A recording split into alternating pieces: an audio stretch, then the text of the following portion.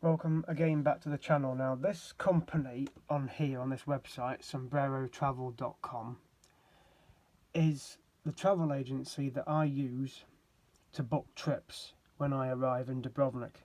As I know, if you go with TUI like on a cruise, you would obviously book excursions through a separate website. If you're going on a cruise, you would use a Marella Cruises hub, and obviously excursions are extra money. It's the same with Jet2. You can book some of these trips through Jet2's website, but they are generally more expensive than what they actually offer in these travel agencies. So the most popular tours they do is Mijelet, Romantic Montenegro, and of course Korčula with Ston.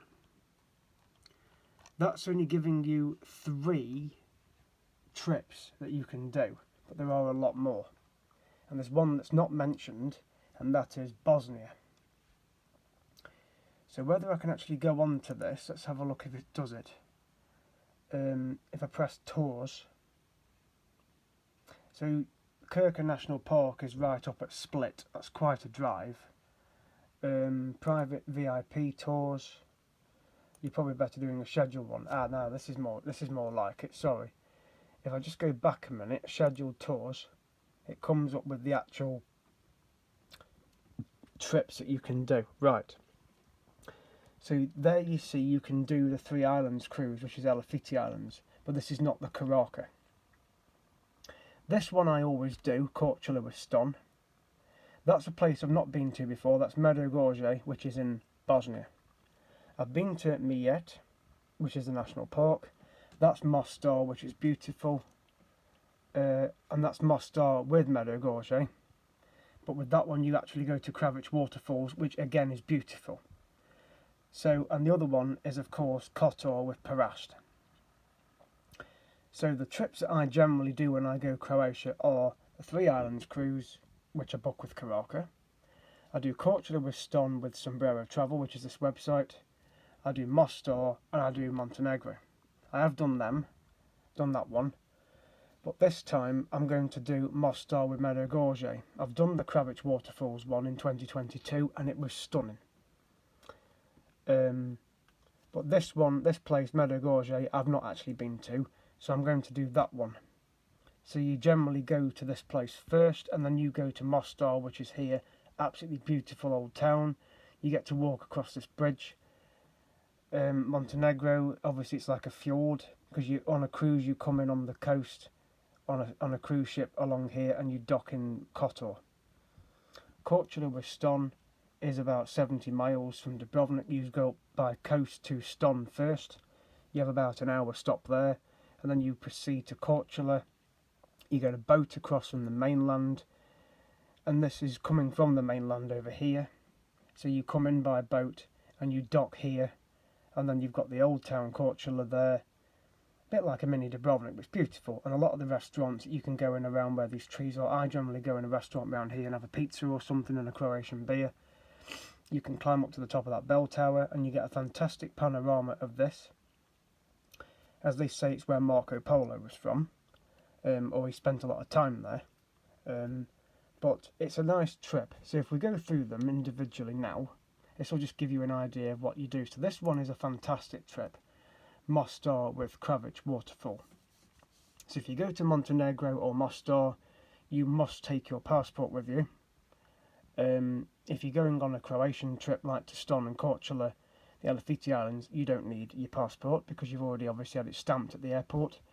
But when you go to Montenegro or Bosnia, you must take your passport with you. So this is a picture of Mostar Old Town with the bridge. I'll stop the mouse moving a minute. A lot of people tend to jump off this bridge. I think they're crazy, but it's a fantastic view anyway, and it's cobbled stone, so it's very slippery when you walk up either side of the bridge. So please take care. Do not wear flip-flops. Do not wear pumps either, as you will end up on your bum, but definitely wear trainers. And obviously sunglasses, sun cream and a sun hat of course is advised. So from the air, that's what it looks like. So you generally, coach or transfer will drop you off outside the old town, which is just up here, and you walk through these streets. There's loads of little shops and gift shops. There's mosques, because it is a Muslim area in the old town of Mostar. The other part is generally Christian or Greek Orthodox, but this is Muslim in the old town, so you've got a mosque there. You can actually visit this mosque and climb the minaret and get a good view of the town, and I've done it. Well worth doing. And you can walk round these streets. There's a restaurant I go to just here, which is right by the river, and you can have Bosnian cevapi, which is like a kebab. Absolutely fantastic food.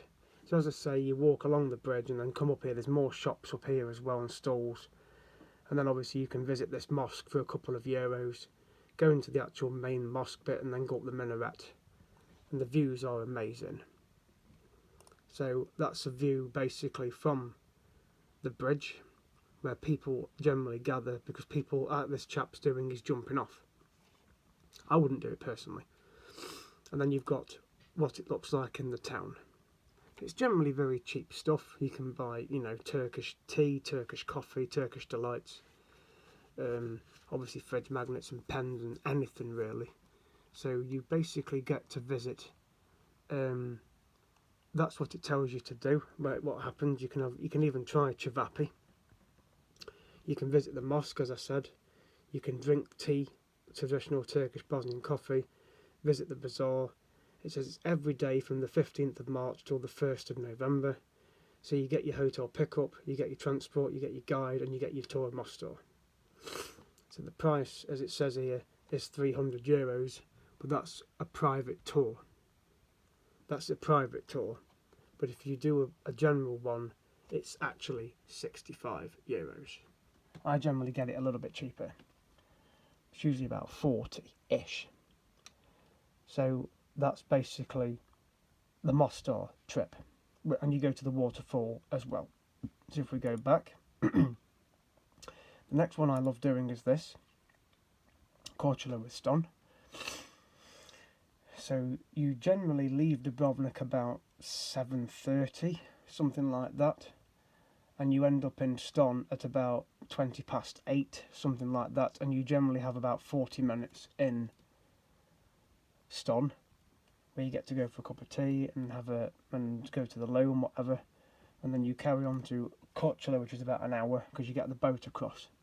So you generally get to Orebek about 10:30. When you leave about 9:15 from Ston, it's about an hour drive to the boat, and then you've got a 15-minute crossing. You then generally have 3 hours in Korčula, so you get to have your lunch. You can do an optional walking tour.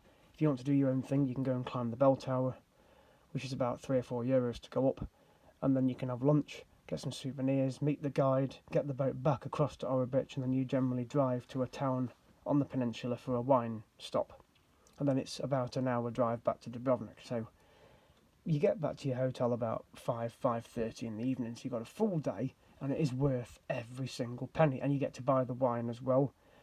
It's the Bezek winery where you generally go, and the guy there kind of knows me now because I've been loads of times, and last year he let me have a bottle of liqueur as a gift. And the trips run on a Monday, Wednesday and Friday from the 29th of March till the end of October. Again, you get your hotel pickup, you get your transport, you get your guide, you get your boat ticket, and you get your wine tasting included, which is on the way back. So that's what Korčula looks like. So as I say, the boat drops you off generally around here, and then I stopped in a restaurant just up here, up these steps, and had some cevapi, Croatian cevapi, beautiful, like a kebab. You can generally walk along here. There's a nice little beach just along here. You can walk round the back of here. There's some steps that come up into the old town. That's the bell tower you can climb. There's lots of little shops and restaurants around here, and obviously there's restaurants around here as well. So it's beautiful. So you get to visit Ston first, and then you go to Korčula afterwards. After that one, Montenegro is probably my favourite, because you get to go to Perast, the Lady of the Rocks. So let me just show you that. So there's the picture of Kotor Bay. So on the cruise in October we docked here, just in the middle, and got the tender boat in, and then there's a fort just here which you climb up the fort just here and you get a fantastic view of this fjord. So you get to go to Kotor, and again you visit Parast and Kotor, and you get a boat trip to the Lady of the Rocks, which is optional. So you stop off at Hutset Novi for a cup of tea first, then you follow the road in, and you need to sit on the right hand side of the boss for the photographs. You stop at Parast for about an hour, then you get about 3 hours in Kotor. You can choose to do a guided tour or do your own. Pick-up time is 7 in the morning. Hotel pick-up is included, and it's every day from the 15th of March till the 1st of November. And you can do the boat ride to Lady of the Rocks as well and visit the famous market of Kotor. But the one I'm going to try this time is Mostar with Medjugorje. I've done the waterfalls one, so I thought this time I'm going to do Medjugorje, somewhere different. So I'd like to see this church, and obviously the different scenery around Medjugorje. So you basically go to Medjugorje for 45 minutes, and then you go to Mostar afterwards. So apparently we go here first. Mostar, you visit the old bridge as I showed you, do your lunch, go for a walk on the streets, and they run on a Tuesday, Thursday and a Saturday. So that's handy because I'm quite happy to book a Saturday, because I've already got the Elefiti Islands on the Friday and I've got the Sunset Cruise on the Wednesday. I arrive on the Tuesday, which is 2 weeks time. So on the Saturday I will be happy to book Mostar and Medjugorje with the chap that works in the shop in the opposite the hotel. Hotel pick-up, transport guide and city tour of Mostar. So that will be my Saturday tour, and I will probably do Monday or Wednesday going to Montenegro and Korčula, so of the following week. So that's what I'm going to do, that's the plan of the trips. So hopefully that's given you guys some idea as well of the trips that you can do. So I'm going to be doing Mostar with Medjugorje, Kotor and Parast, Korčula. They're the 3 main ones I'm going to do. I've got the 3 Islands cruise with Karaka and the Sunset Cruise, so there'll be a lot of sightseeing. So hopefully this video has given you some idea of the trips. This is just one website you can use, sombrerotravel.com. They are based in the Old Town and also near the Hotel Vis, which is where I'm staying. There are also other travel companies you can use. There's even a tuk-tuk tour you can do as well, which is worth doing. So there's plenty of trips you can do. So I hope this video has helped. So thank you for watching, and continue to subscribe and like and comment as well. Thank you for watching, as I said, and see you guys in the next one. Bye bye.